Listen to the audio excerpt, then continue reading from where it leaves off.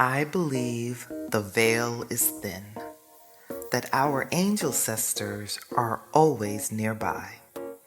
I'm your host, Bernice L. McFadden, and this is Angelcestor, the sacred space where memory meets the mystical and storytelling becomes ceremony and celebration. Each episode is an offering, words spoken for those who no longer speak but are never silent. This is love work. This is ancestor veneration. This is Angelcestor, the podcast.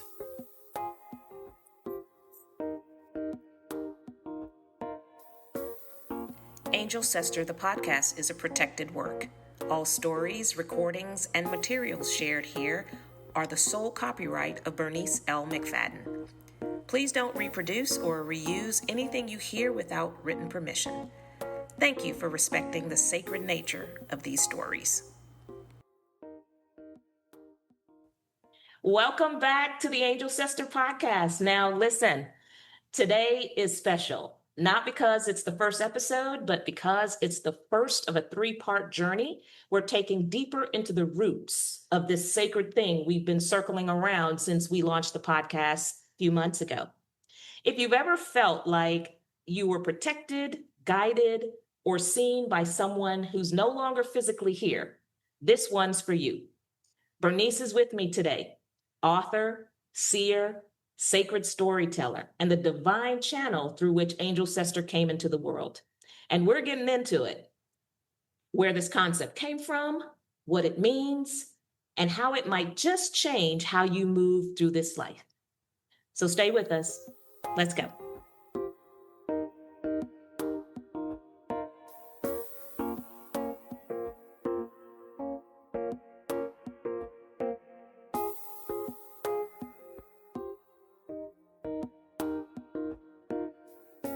Bernice. Hello, how are you? Hello, I'm doing great. Thank you so Good to much. hear.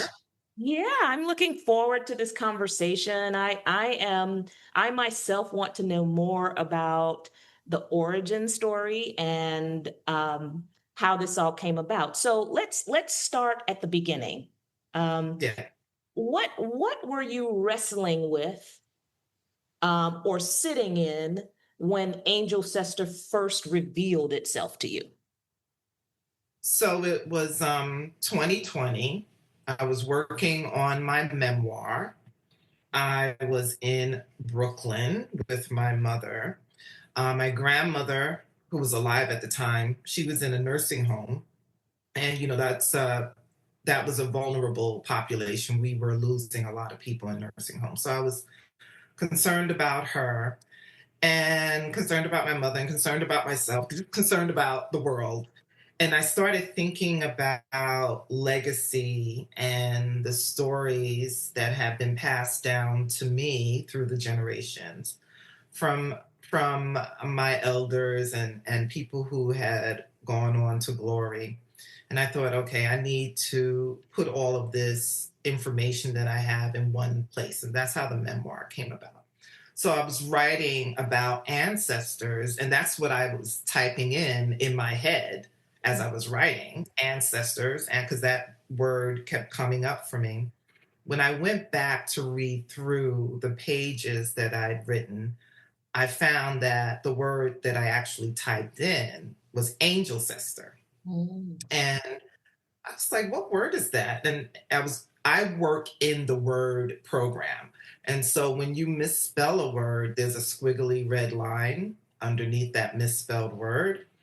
And it was there over and over and over again. Ancestor was nowhere to be found in that manuscript. So I Googled the word, and it did not exist. And then I called my attorney and trademarked it. So that's how the word came about. Now, I will say, maybe I did type ancestor, and the Angelcestors changed it, because this was yet another gift, right, that they were giving me. Something that I truly believe in. I didn't have the language, I didn't have that word, right? Guides, spirits, that's what I would use to describe those entities in my life. But they gave me the word, and now I'm able to monetize the word and also, grow a community around the word. Yeah, yeah. So would you say that, well, do you think that the emotional or spiritual state that you were in at the time also had something to do with being able to receive that message in the way that you received it after you saw, I mean, the Yeah. word angel sester? Yeah, absolutely. Whenever I sit down to write, I'm always writing about my people. So that's first and foremost. So I'm during those periods where I am creating on the page, I'm always thinking about my people, the ones that are alive and the ones that have since passed on. So it's like the space becomes sacred. And I may not describe it as prayer, but there is a communication that's happening. Yeah, And so some people go to church. yeah.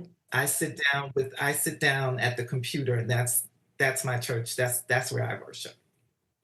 Good deal. Good to know. So, so now that we know a little bit about where the word came from for you, um, let's talk about the word itself, right? Let's dig a little bit deeper into angel sester. We know that it stopped you and it made you pay attention. Do you feel like the word found you just as much as you were trying to find it? Then you weren't really trying to find it, it came to you.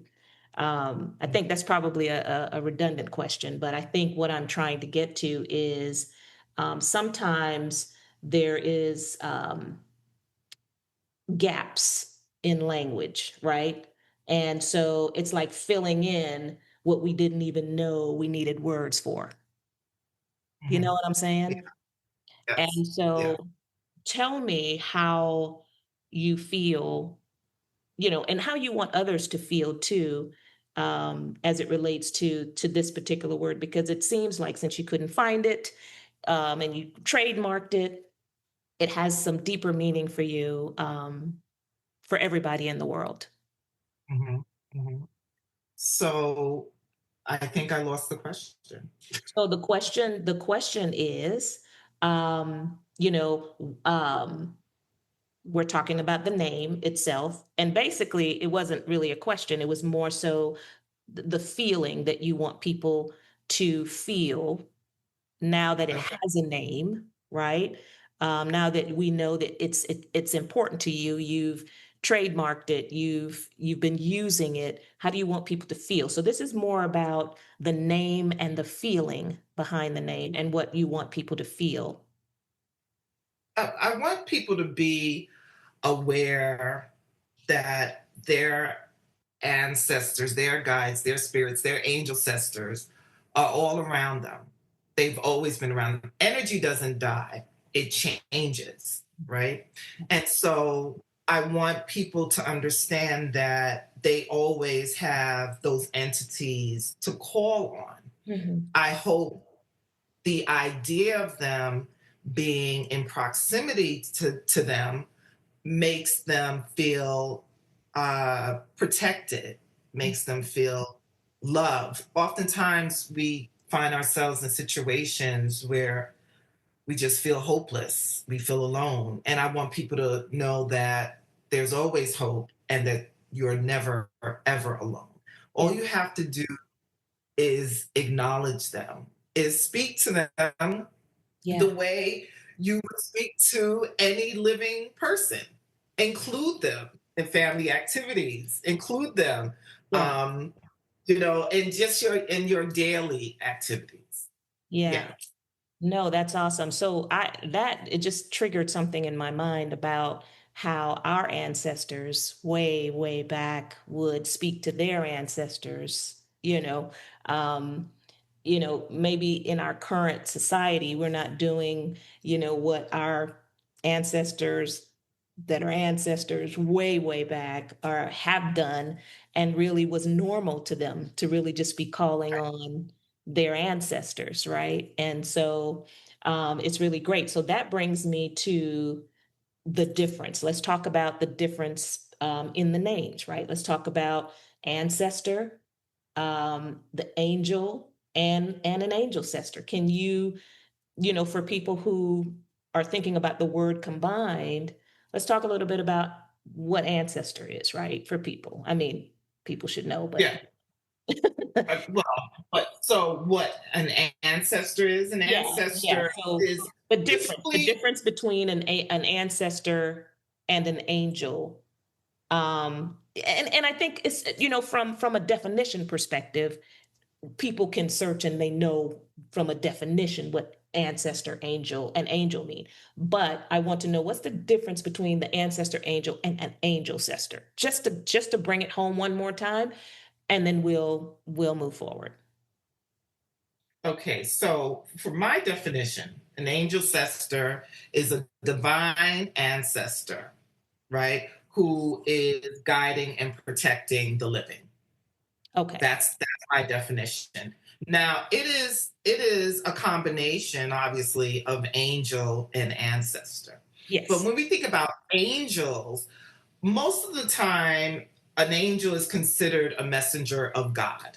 That's generally the definition, Yes. right?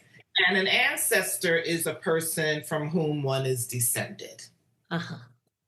So for me, my angel sister, it's not a messenger from God, Right. right? It is an ancestor from whom I am descended.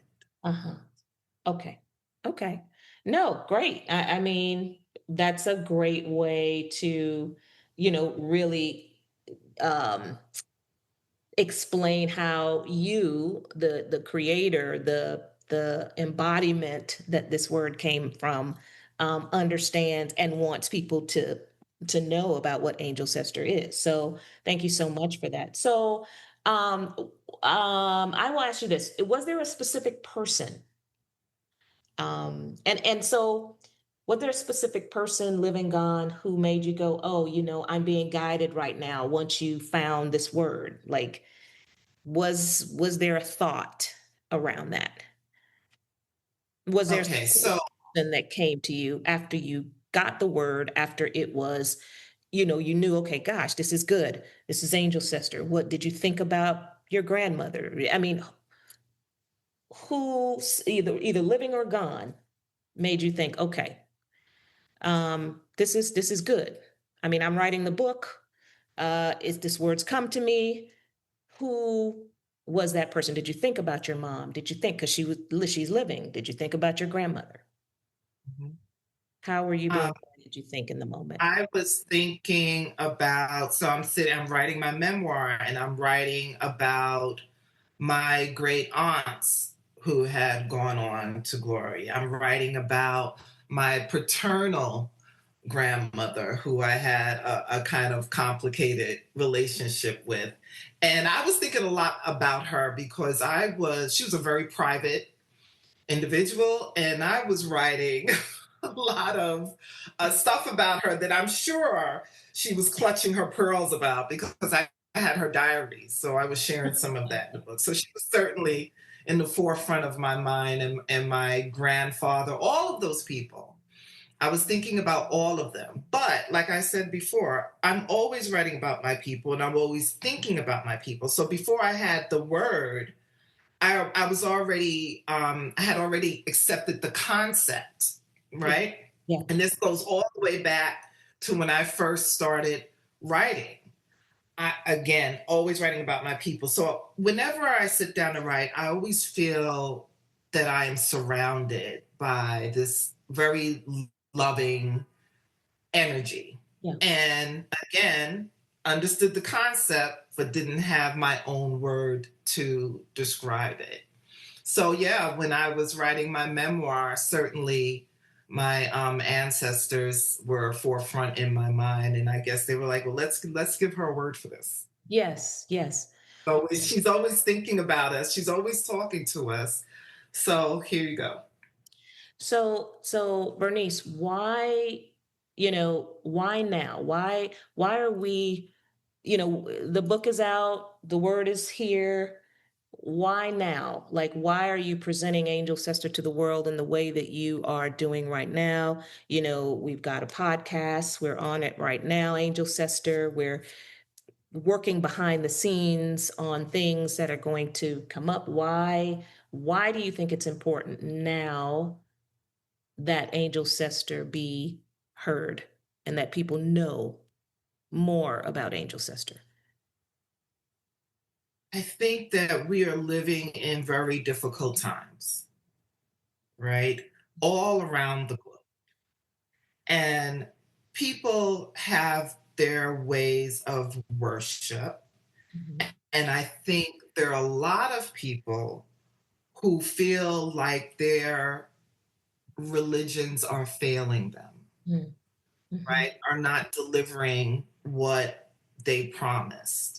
Yeah. And so people are looking for something else to lean into spiritually.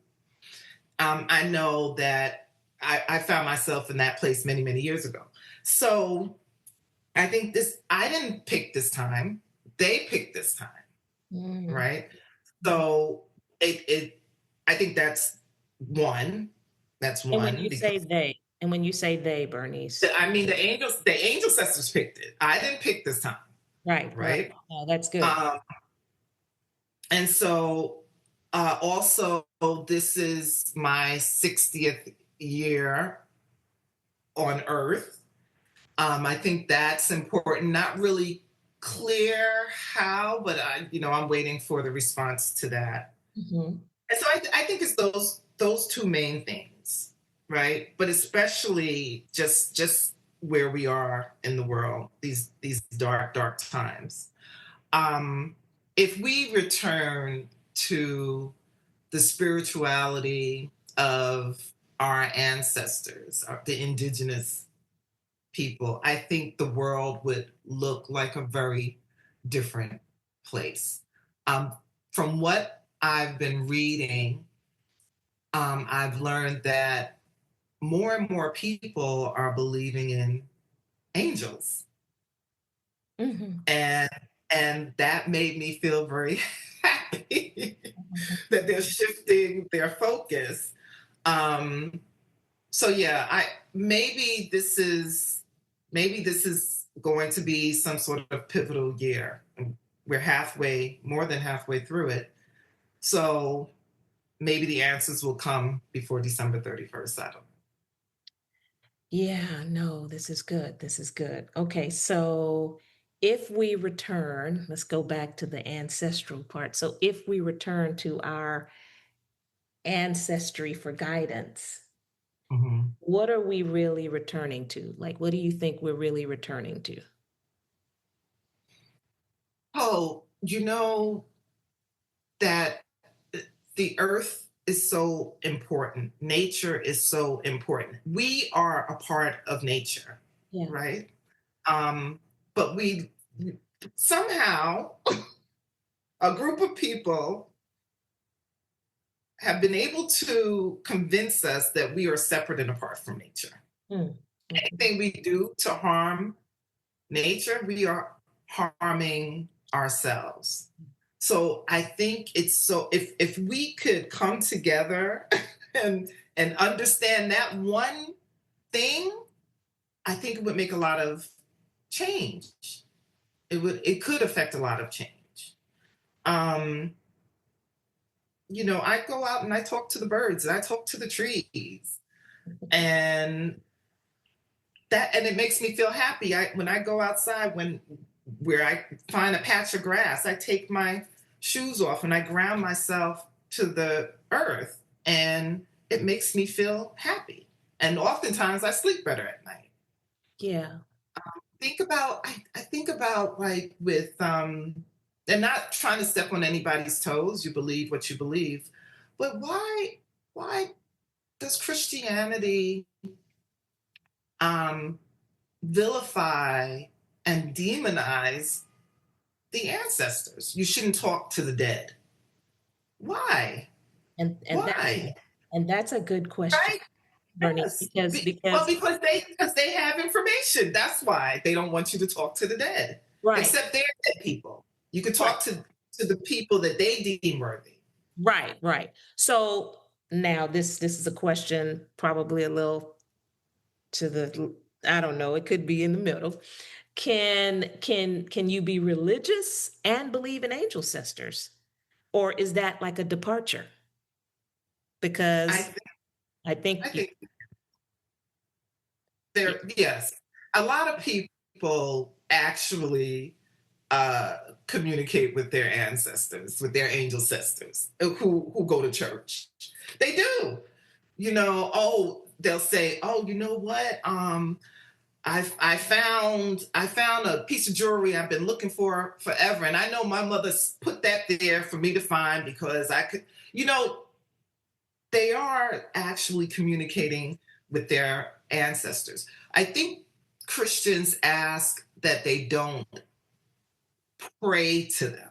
mm, mm. So I don't Oh, I see. Oh, pray to my ancestors, but I am in conversation with them. And I guess when you're, as a Christian, with your praying, isn't that a form of conversation? I don't know. I believe it is. Probably, moving out of my lane. Oh, These no, are the but things I think about. this is a great conversation now. So Yeah. I call myself a Christian, right? But I also shared with you a story, an angel sister story about my mother, right? About having that experience of her coming to me in a dream right before she passed. And so there was this in between state. I'm sure she was going between death and living, and, because yeah, I mean, so I felt very deeply about that, and I received that full heartedly, with my church going self. Okay. And Right. for me, it's, it works for me because I believe in both. I believe in angel sisters. I believe in ancestors. You know, I, that's just part of who I am. But I do understand how certain people may feel, or whoever may feel what they feel about it. And there'll always be people. But this episode is really just about educating people about what it is and being able to embrace it in the way that is holy for them, Right. right? Right. So, and sacred for them. So I really appreciate you kind of just pulling that out, Yeah. and having that conversation. So, if someone's listening right now, and we know that that they are, if someone's listening right now and thinking, how do I know if I've experienced an angel sister? What would you tell them to look for? Oh my goodness. That's a really it's complicated, right? Because we're individuals. We're very unique. For me, I'm always looking to nature. Yeah. Birds, butterflies, birds specifically. And I'll share a quick story.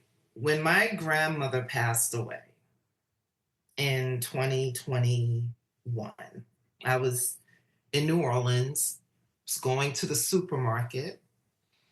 It was dark, it was evening, and crows, I think they were crows, Mm, mm, or some sort of blackbird. We have ravens and crows down here. They, hundreds of them, mm, were roosting, flying across the sky and roosting on the roof of a hotel near where I live. And I stopped and I watched this and I was like, that's amazing. Wow, look at all these birds. I get to the grocery store, pick up my stuff, I'm coming back, and my gums out of nowhere start to ache.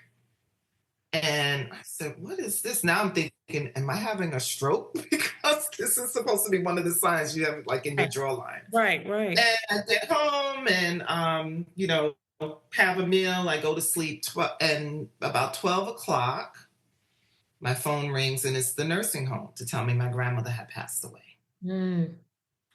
So the birds, for me, I was like, that they carry messages. Yeah. And my gums hurting. My grandmother had dementia. And when she was living semi alone, before she went into the nursing home, she stopped taking out her dentures. Mm. And so the bottom ones. And so her gums had grown up around the dentures. Yeah. Her Yeah. dentures fused to her gums. So when she went to nursing home, they didn't bother to take it out Yeah. to do surgery on a 90-year-old woman. And so that was her, right? Yeah. The gums. Yes. And my gums pained me. Like I booked the flight immediately, and it didn't stop till I hit New York. So I, that's one story. These are two death stories. I'm getting second okay. death story. Okay. Great. 2005. My father died January 14, 2005. I was in my home alone. My daughter had gone off to school. I heard a clattering downstairs. Mm. I thought someone had broken into the house. I ran downstairs, and my bookshelves, two bookshelves, had just tumbled over. There were books everywhere. And I was like, this is crazy. And it was a terrible storm outside, too. It was raining and pouring. A few hours later, I learned that my father had expired. In the ambulance, actually. He died leaving the doctor's office to go to the emergency room. He died in the ambulance. But he was there for a few hours before they found my mother's number, the hospital. I don't know, it was crazy. And so he was there for about 4 or 5 hours before we learned that he had died. But when I learned about the time he died, Yeah. it was the exact same time that the books fell over in my house. Interesting. Yeah. Interesting. So this will help people think about those moments that have happened in their lives that they're not connecting to Yes.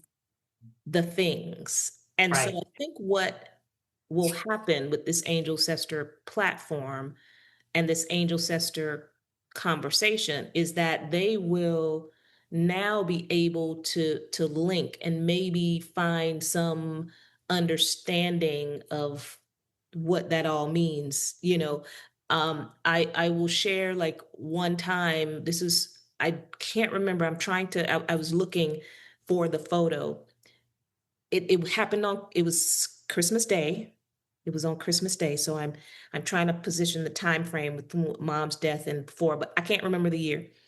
I woke up and outside of my house, my lawn was filled with blackbirds, the front and the back. And Mm-hmm. I looked around the neighborhood, Bernice, and there were no birds in anybody else's yard, Yes. just mine. So I was like, what is happening? So I Right. started taking pictures. So I have pictures of them somewhere. I started taking pictures of the front yard because there were hundreds of them. And then Yep. went to the back of the house, Bernice, and there were hundreds of them on the lawn. I mean, it was like just a black sheet. Yep. I just couldn't understand because I was like, why are all the birds in my yard now and not in Right. everybody else's yard? Like, so it really threw me off. And so this whole, and now I've gotten something to go back and look at. And so I'm so grateful that you can share. And this is why I'm asking the question, like, what can people look for? And I guess we've given them 3 examples. Oh, Right. so many things. But I think once you tell yourself, I'm going to be open Yes. to it, then you will see the signs. So just opening yourself up removes the veil. And then you start seeing the things. I'm like, oh, wait, oh, okay. Yes. One more quick story. Yes. And in another episode, we could go in Dive deeper. deeper. Yes, yes. But I was in this home that I purchased for myself a few years ago, which is my dream house. And I went to go to bed one night. I rolled pulled the spread back. I picked up the pillow to fluff it, and under the pillow was a quarter, shiny quarter. And I'm the only one in the house. yeah, yeah. I didn't, I didn't, I didn't put a quarter under the pillow. And so that was a sign. And I had looked it up, quarter meanings, because sometimes the angel sisters will leave coins Yeah. around the house for you to see, right? Yeah. You have a And, story. and what's interesting though, and shout out to Tabitha Brown, because I'm about to mention her right now. She would always say that she knows her mom is present and around when she finds a dime.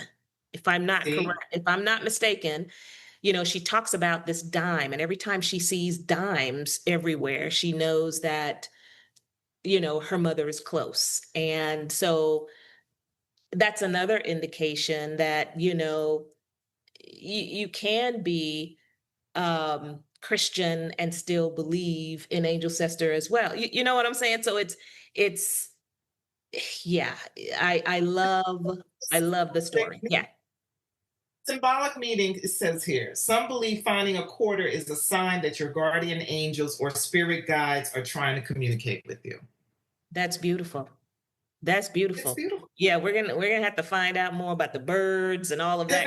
I'm so interested right now, but it's it's really, really great. So you went right into the next question I wanted to ask, which was what is one simple way that someone can begin to open themselves up to the idea of angel sisters, and you in their own lives, and you've shared that, yeah, so just letting that veil down and Yeah. yeah. And just ask. You need help? Ask. Ask for it. They're here to help. They Yeah. want to help.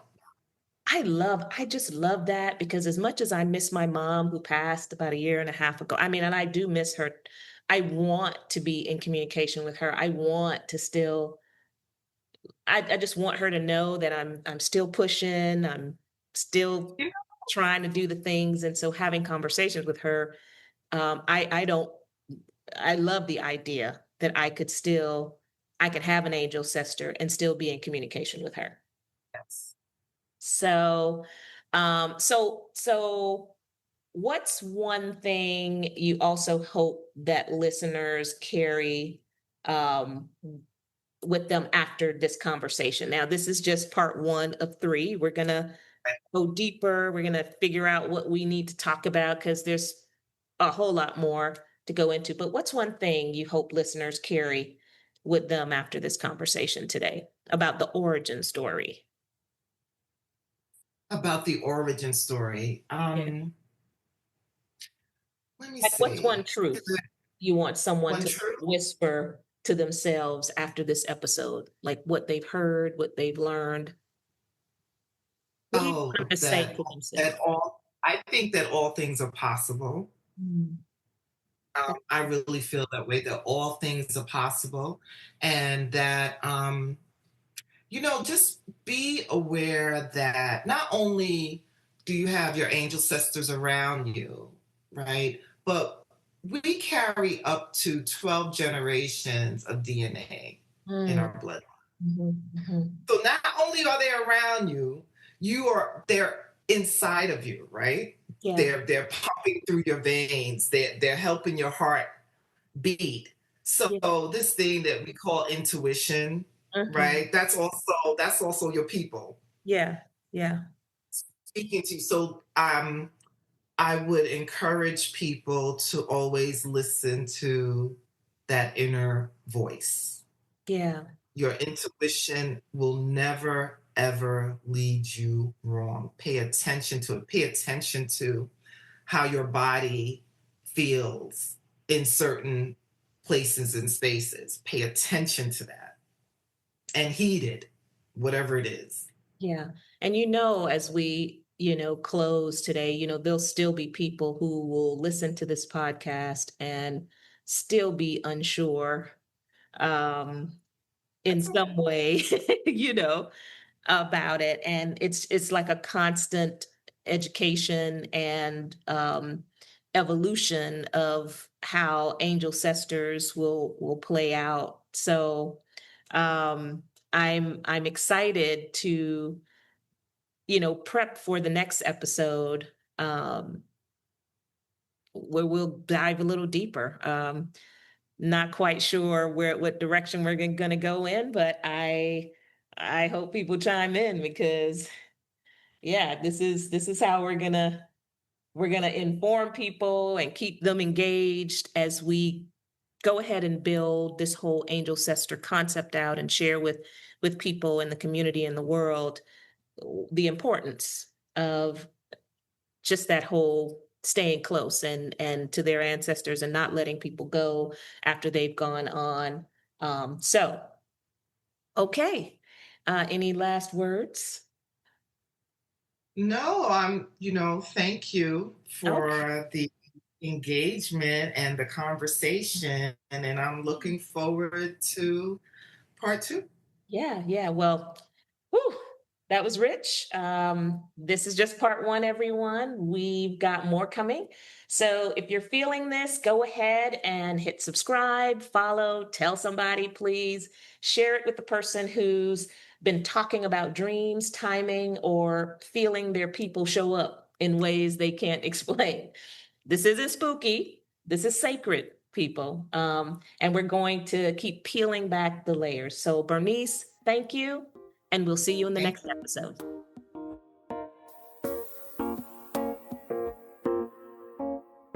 Thinking about sharing your angel ancestor story? First, thank you. This process is powerful, but can be emotional too. Please check in with yourself and talk to someone you trust before submitting.